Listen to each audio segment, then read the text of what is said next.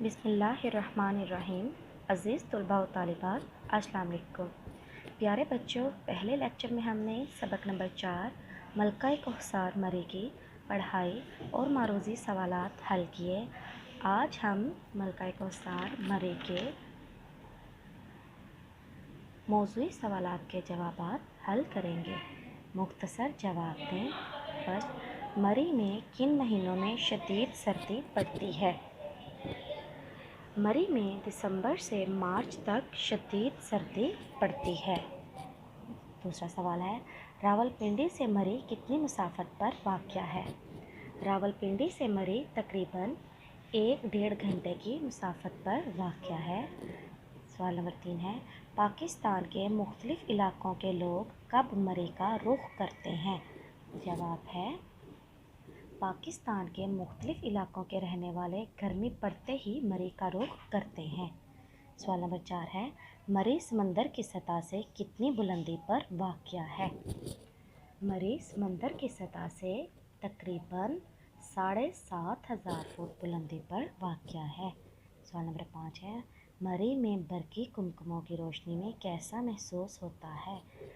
برقی کمکموں کی رنگا رنگ روشنی میں یوں محسوس ہوتا ہے جیسے آسمان سے ستارے زمین پر اتر آئے ہیں۔ سوال نمبر 6، مری کے لوگوں نے انگریزوں کے خلاف کون سی جنگ لڑی؟ مری نے جواب سنیں۔ مری کے لوگوں نے انگریزوں کو اپنی زمین سے نکالنے کے لیے گوریلا جنگ شروع کی اور اس میں خاصے کامیاب بھی رہے، لیکن جب مجموعی طور پر برصغیر پاک و ہند میں 1857 کی جنگ آزادی میں ناکامی ہوئی تو انگریزوں کو مری میں قدم جمانے کا موقع میسر آیا۔ سوال نمبر 7 ہے، انگریزوں کو مری میں قدم جمانے کا موقع کب میسر آیا؟ جواب سنیں۔ 1857 کی جنگ آزادی میں مسلمانوں کو ناکامی ہوئی تو انگریزوں کو مری میں قدم جمانے کا موقع میسر آیا۔ سوال نمبر 8 ہے، مری کے راستے میں کون سے درخت ہیں؟ اسلام آباد سے مری کی طرف جائیں تو راستے میں دونوں طرف چیڑ اور صنوبر کے اونچے خوبصورت درخت دکھائی دیتے ہیں۔ پیارے بچوں، ان مختصر سوالات کے جوابات آپ نے اپنی کاپی پر اپنے الفاظ میں تحریر کرنے ہیں۔ سوال نمبر 3 ہے، جنگ آزادی میں انگریز سامراج کے خلاف مری کے مسلمانوں کا کیا کردار رہا؟ بیان کریں۔ اس کا جواب ہے، انگریزی سامراج کے خلاف مری کے لوگوں نے بہت بہادری سے مقابلہ کیا۔ جہاں باقی لوگ انگریزوں کے خلاف جنگ میں لڑے، وہاں مری کے رہنے والے بھی کسی سے پیچھے نہ رہے۔ انہوں نے اپنی زمین سے انگریزوں کو نکالنے کے لیے گوریلا جنگ شروع کی اور اس میں خاصے کامیاب بھی رہے، لیکن جب مجموعی طور پر برصغیر پاک و ہند میں 1857 کی جنگ آزادی میں مسلمانوں کو ناکامی ہوئی تو انگریزوں کو مری میں قدم جمانے کا موقع میسر آیا۔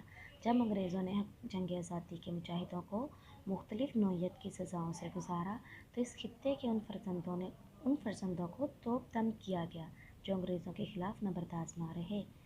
آج بھی باغ شہیداں میں ان جانثاروں کی قبریں ان کی ہمت، جرأت اور حوصلے کی گواہ ہیں۔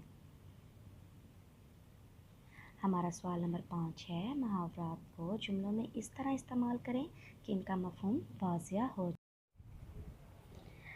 صحت افزا مری ایک صحت افزا مقام ہے۔ نبرد آزما ہونا، انگریزی سامراج کے خلاف اہل مری نبرد آزما رہے۔ تیسرا ہے، فرزندان اسلام۔ فرزندان اسلام نے پاکستان کے قیام کے لیے بہت سی قربانیاں دیں۔ چوتھا ہے، قابل دید۔ مری کے نظارے قابل دید ہیں۔ پیارے بچوں، یہ تمام سوالات اور جملے آپ اپنی کاپی پر لکھیں گے اور تصویر بنا کر بھیجیں گے۔